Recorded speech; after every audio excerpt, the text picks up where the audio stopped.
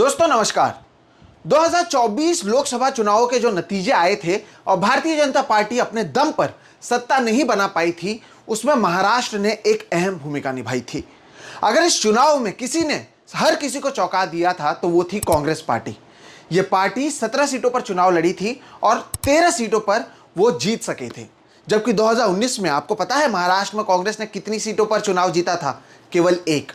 सोचिए, एक सीट से लेकर 13 सीटों तक का उनका यह सफर रहा था। और अब एक बड़ा सवाल यह है कि जिस तरह से लोकसभा में कांग्रेस के साथ साथ महाविकास आघाड़ी ने महाराष्ट्र में एक बेहतरीन प्रदर्शन किया था, क्या इसी तरह का प्रदर्शन वो आने वाले 2-3 महीनों में होने वाले विधानसभा चुनाव में भी कर पाएंगे? दोस्तों, इसका जवाब तो आने वाले कुछ महीनों में ही पता चल पाएगा, लेकिन इसकी तैयारी कहीं ना कहीं शुरू हो चुकी है। 16 अगस्त को मुंबई के षणमुखानंद हॉल में महाविकास आघाड़ी की ओर से एक जॉइंट पब्लिक इवेंट किया जा रहा है, तो वहीं 20 तारीख को कांग्रेस नेता राहुल गांधी महाराष्ट्र आने वाले हैं। और एक तरीके से आप समझ लें कि जो चुनावी बिगुल है वो 20 अगस्त से उसकी शुरुआत महाराष्ट्र में हो जाएगी। याद कीजिए, लोकसभा की भी शुरुआत राहुल गांधी ने मुंबई से किया था। भारत जोड़ो न्याय यात्रा को मुंबई के शिवाजी पार्क में खत्म कर अगले दिन एक इंडिया की बैठक यहां पर हुई थी, एक इंडिया की रैली हुई थी। और बाद में हमने देखा कि लोकसभा चुनाव में इंडिया ने किस तरह का प्रदर्शन किया कि नरेंद्र मोदी अपने दम पर सरकार नहीं बना पाए। लेकिन दोस्तों, आज हम बात करने वाले हैं कांग्रेस की, और बात करने वाले हैं कि कैसे कांग्रेस नेता राहुल गांधी ने महाराष्ट्र में कांग्रेस को एक नया जीवन दान दिया है और एक पार्टी जिसे लगभग महाराष्ट्र की राजनीति से खत्म समझा जा रहा था, वो अब सबसे बड़ी पार्टी के तौर पर आगामी विधानसभा चुनाव में उभर सकती है। इसकी शुरुआत करें दोस्तों, तो जब से महाराष्ट्र का गठन हुआ है तब से कांग्रेस एक अहम पार्टी रही है। कांग्रेस लगभग आप देखें कि महाराष्ट्र में जब से राजनीति की शुरुआत हुई थी या महाराष्ट्र का गठन हुआ था, तब से लेकर अगर 2014 तक आप देखें तो 1995 यानी 1995 से लेकर 1999 को अगर आप छोड़ दें तो आप कांग्रेस को महाराष्ट्र की राजनीति के केंद्र में पाएंगे।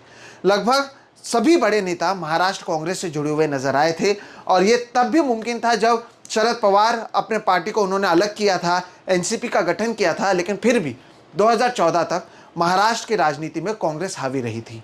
लेकिन 2014 में जिस तरह से कांग्रेस का पतन देश भर में हुआ, तो उसी तरह का कुछ असर महाराष्ट्र में भी देखने मिला। सोचिए, जब अभी मैंने आपको बताया कि कांग्रेस महाराष्ट्र के फॉर्मेशन से लेकर 2014 तक जहां पर कांग्रेस सबसे बड़ी पार्टी रही थी, तो वहीं 2014 के लोकसभा चुनाव में कांग्रेस केवल 2 सीटों पर चुनाव जीत पाई थी। तो वहीं 2019 आते आते तो कांग्रेस पार्टी की कमर और भी टूट गई। लोकसभा चुनावों में महाराष्ट्र में कांग्रेस केवल 1 सीट जीत पाई थी। यह माना जा रहा था कि एक एक कर कांग्रेस की सीटें कम हो रही हैं, कांग्रेस के तमाम नेता यहां से वहां जा रहे थे, कोई भारतीय जनता पार्टी में शामिल हो रहा था, और धीरे धीरे यह माना जा रहा था कि कांग्रेस पार्टी खत्म हो चुकी है। 2024 लोकसभा चुनाव से पहले मुंबई से ही 3 कांग्रेस के बड़े नेताओं ने पार्टी छोड़ दी। मिलिंद देवरा जो हैं वो शिवसेना एकनाथ शिंदे गुट में शामिल हो गए।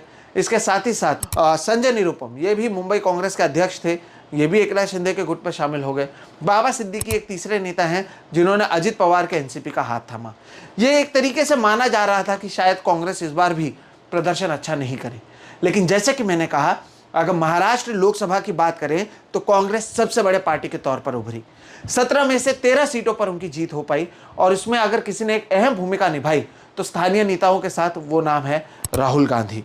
जब हर कोई शायद ये होप छोड़ चुका था कि महाराष्ट्र में कांग्रेस अच्छा प्रदर्शन कर सकती है, उस समय भी राहुल गांधी ने शायद ये भरोसा जताया, और उनकी दोनों यात्रा, भारत जोड़ो यात्रा और भारत जोड़ो न्याय यात्रा, इन दोनों का महाराष्ट्र में असर देखने मिला।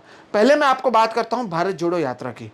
राहुल गांधी ने भारत जोड़ो यात्रा के दौरान महाराष्ट्र में 382 किलोमीटर का सफर तय किया पैदल। 382 किलोमीटर। इस समय 14 दिन वो महाराष्ट्र में थे। 5 जिलों से उनकी ये यात्रा जुड़ी, जिसमें नांदेड़, हिंगोली, वाशिम, अकोला और बुल्ढाना शामिल है। और यहां पर कहीं ना कहीं कांग्रेस को एक बार फिर से एक रिवाइवल मिला, या कांग्रेस के जो कार्यकर्ता जो शायद टूट गए थे वो एक बार फिर से मजबूत नजर आए। उसके बाद आता है भारत जोड़ो न्याय यात्रा। भारत जोड़ो न्याय यात्रा मार्च महीने में महाराष्ट्र में आता है। 479 किलोमीटर का सफर राहुल गांधी तय करते हैं। 6 डिस्ट्रिक्ट से होते हुए ये यात्रा गुजरती है, और 20 मार्च को मुंबई के शिवाजी पार्क में इस यात्रा को खत्म किया जाता है और वहीं से शुरुआत होती है लोकसभा चुनावों की। राहुल गांधी के महाराष्ट्र में आने के साथ साथ उद्धव ठाकरे की जो छवि बनी थी उसका असर महाराष्ट्र की राजनीति में दोस्तों देखने मिलता है और इसके वजह से कांग्रेस और उनके जो स्थानीय नेता हैं उन्होंने जो अपनी रणनीति का इस्तेमाल किया उसका असर आगामी लोकसभा चुनाव में देखने मिला। अब जैसे कि मैंने कहा, लोकसभा में एक बार फिर से पार्टी रिवाइव हो चुकी है। 17 में से 13 सीटों को जीतने के साथ ही ये सबसे बड़ी पार्टी के तौर पर महाराष्ट्र में उभरी है। यानी भारतीय जनता पार्टी की बात कर लें, आप एकनाथ शिंदे की शिवसेना की पार्टी की बात कर लें, अजित पवार के एनसीपी की पार्टी की बात कर लें, उद्धव ठाकरे की शिवसेना की बात कर लें या फिर शरद पवार के एनसीपी की बात कर लें, कोई भी कांग्रेस पार्टी के करीब नजर नहीं आ रहा है। 17 में से 13 सीटों पर यह पार्टी चुनाव जीत पाई है। तो क्या ऐसा ही कुछ आगामी विधानसभा चुनाव में भी होगा? यह बहुत महत्वपूर्ण प्रश्न है दोस्तों, और इसका जवाब जहां आने वाले कुछ महीनों में मिलेगा तो वहीं इसकी तैयारी शुरू हो चुकी है। आपने देखा होगा हाल ही में उद्धव ठाकरे दिल्ली गए थे, सोनिया गांधी सहित उन्होंने राहुल गांधी से मुलाकात की, मल्लिकार्जुन खड़गे से वो मिले। तो उसके बाद अब राहुल गांधी मुंबई आने वाले हैं। 20 तारीख को मुंबई में राहुल गांधी सहित उस मंच पर आप उद्धव ठाकरे और शायद शरद पवार को भी पाएंगे और एक तरीके से जो नारा है या एक तरीके से जो बताने की कोशिश है कि हम सब साथ में हैं, वो यहाँ पर भी देखने मिल रहा है। इनफैक्ट जुलाई महीने में सकाळ एक मराठी अखबार है, उनकी ओर से सर्वे किया गया था और इस सर्वे में लगभग 84,000 लोगों ने इस सर्वे में हिस्सा लिया और इस सर्वे में बताया गया 48.7%, 48.7% लोगों ने महाविकास आघाड़ी को एक बार फिर से सरकार में लाने की बात कही है, जबकि 33.1% लोग ही ऐसे हैं जो बीजेपी, शिंदे और अजित पवार गठबंधन यानी महायुति के पक्ष में नजर आ रहे हैं। यानी सर्वे में भी अगर आप देखें तो महाराष्ट्र में महाविकास आघाड़ी एक अहम पार्टी के तौर पर उभरती नजर आ रही है।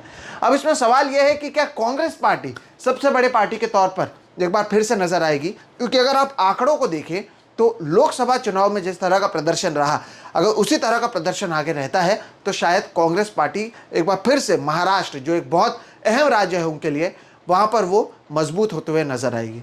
राहुल गांधी लोकसभा चुनाव की शुरुआत यहाँ पर उन्होंने की, उसका असर केवल महाराष्ट्र नहीं देश भर में देखने मिला। इंडिया गठबंधन मजबूत नजर आई। तो क्या विधानसभा में भी ऐसे होगा? ये तो समय ही बताएगा। लेकिन जब मैं आपको एक ताकतवर या कांग्रेस के अच्छाई के बारे में बता रहा हूँ या बता रहा हूँ कि कैसे महाविकास आघाड़ी के लिए फिलहाल ये जो माहौल है वो बहुत अनुकूल है, जैसे कि महाराष्ट्र में मराठा आंदोलन एक बहुत बड़ा मुद्दा है, बेरोजगारी एक बहुत बड़ा मुद्दा है, यहाँ से जो इंडस्ट्रीज हैं वो अलग अलग राज्यों में गए, ये एक बहुत बड़ा मुद्दा है। हाल ही में जो बजट आया उसमें महाराष्ट्र के लिए कुछ नहीं दिया गया, ये एक बहुत बड़ा मुद्दा है। तो वहीं इनके सामने चैलेंजेस भी बहुत सारे हैं।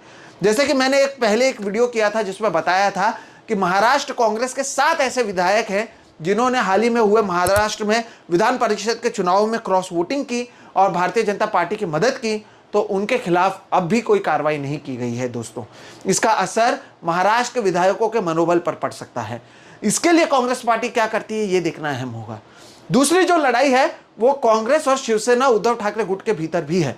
देखिए, उद्धव ठाकरे के नेतृत्व में 2019 में महाविकास आघाड़ी बनी थी और ऐसे में उद्धव ठाकरे की कोशिश होगी कि वो सबसे बड़े पार्टी के तौर पर महाराष्ट्र में उभरे।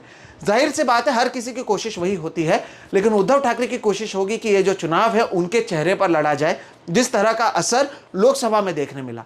तमाम कांग्रेस के नेता होंगे जो ये बात को नहीं एक्सेप्ट करेंगे, लेकिन इसमें कहीं ना कहीं सच्चाई जरूर है कि जो लोकसभा में चुनाव हुए थे महाराष्ट्र में, उसमें उद्धव ठाकरे के चेहरे का बहुत ज्यादा फायदा कांग्रेस पार्टी को भी हुआ था। उद्धव ठाकरे 48 सीटों पर सभी जगहों पर गए थे और तमाम तरह जगहों पर जो सिंपैथी वोट्स थे उसका फायदा महाविकास आघाड़ी को हुआ।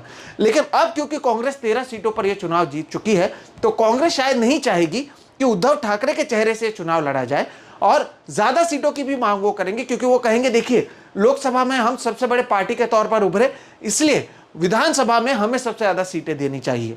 और शायद इसी को लेकर कांग्रेस और शिवसेना उद्धव ठाकरे के बीच में आपको आने वाले दिनों में मतभेद देखने मिल सकते हैं। याद कीजिएगा, 2019 में अगर शिवसेना बीजेपी से अलग हुई थी तो वो इसी मुद्दे पर हुई थी कि कौन मुख्यमंत्री बनेगा। 2.5 साल की सरकार की मांग वो कर रहे थे। तो अगर उद्धव ठाकरे भारतीय जनता पार्टी से अपने आप को अलग कर सकते हैं तो फिर उनकी कोशिश होगी कि जिस लिए वो इतनी पूरी लड़ाई उन्होंने लड़ी थी, जिस मुद्दे को लेकर उनकी पार्टी टूट गई, एनसीपी टूट गई, फिर भी वो लड़ रहे हैं, उसी मुद्दे को आगे बरकरार रखें और जो भी नतीजे आए शिवसेना का ही कोई मुख्यमंत्री बने और या फिर मैं आगे जाकर ये कहूँ कि उद्धव ठाकरे ही मुख्यमंत्री बने। इसलिए वो ज़रूर दिल्ली गए हैं, लेकिन यहाँ पर जब सीट शेयरिंग की बात आएगी तब कहीं ना कहीं चैलेंजेस सामने आने वाले हैं। इसके अलावा एक बहुत बड़ा चैलेंज यहाँ पर होने वाला है। देखिए, मोदी फैक्टर का तो असर देखने नहीं मिला है, लेकिन एक बार लोगों ने अपना गुस्सा नरेंद्र मोदी के खिलाफ दे दिया था महाराष्ट्र में। अब जो चुनाव है वो स्टेट फैक्टर्स पर होगा। तो यहाँ पर देवेंद्र फडणवीस हैं, साथ ही साथ एकनाथ शिंदे हैं और अजित पवार हैं। इनका कितना असर देखने मिलता है ये भी देखना महत्वपूर्ण होगा। लेकिन जो मुद्दे हैं, चाहे वो किसानों का मुद्दा हो, सोयाबीन एक बहुत बड़ा मुद्दा है, प्याज एक दूसरा मुद्दा है, ये ऐसे मुद्दे हैं जहां पर जो विपक्ष है उसको इसका फायदा होता हुआ नजर आएगा। और साथ ही साथ उनके पास राहुल गांधी का भी एक चेहरा है। अगर कांग्रेस की बात करें तो कांग्रेस के जो नेता हैं वो अपने अपने इलाकों में जरूर मजबूत हैं, लेकिन अगर एक यूनाइटेड महाराष्ट्र कांग्रेस की बात करें तो उनके पास चेहरा मौजूद नहीं है। ऐसे में राहुल गांधी महाराष्ट्र में आ रहे हैं 20 तारीख को, तो इसका कितना ज़्यादा असर होगा ये देखना बहुत महत्वपूर्ण होगा। लेकिन कांग्रेस पार्टी जो शायद महाराष्ट्र जब से निर्माण हुआ है तब से लेकर 2014 तक हावी थी, वो खत्म हो चुकी थी। अब एक बार फिर से उनके सामने मौका है अपने आप को मजबूत बनाने का। उद्धव ठाकरे के साथ अगर वो एक कॉम्प्रोमाइज कर लेते हैं या फिर एक तरीके से उनके बीच में कुछ समझौता हो जाता है तो ज़रूर इसका फ़ायदा कांग्रेस सहित महाविकास आघाड़ी को देखने मिलेगा। और राहुल गांधी अगर इस समय सभा करने आते हैं जैसे कि वो 20 तारीख को आ रहे हैं तो उसका भी असर देखने मिलेगा। ऐसे में इस वीडियो के ज़रिए मेरी कोशिश आपको ये बताने की है कि एक ऐसी पार्टी जैसे लगभग खत्म समझा जा रहा था वो फिर से अपने आप को मजबूत करती नजर आ रही है। और शायद लोकसभा के बाद विधानसभा में भी कांग्रेस सहित महाविकास आघाड़ी मजबूत नजर आए। और इसका कितना असर देखने मिलेगा, इसकी शुरुआत कैसी होगी और क्या आगे की इनकी रणनीति होगी, ये आपको 20 तारीख को जब राहुल गांधी मुंबई पहुंचेंगे शायद उस रैली से इसका एक अंदाज़ा हमें भी लग जाएगा। बहरहाल इस वीडियो में इतना ही दोस्तों। मेरा नाम है सोहित मिश्रा। वीडियो पसंद आए तो इसे लाइक करें, दूसरों के साथ साझा करें। साथ ही साथ अगर अब तक चैनल को सब्सक्राइब नहीं किया तो वो भी कर लें। हम इस तरह के वीडियोस लगातार करते रहते हैं। फिलहाल इतना ही। नमस्कार।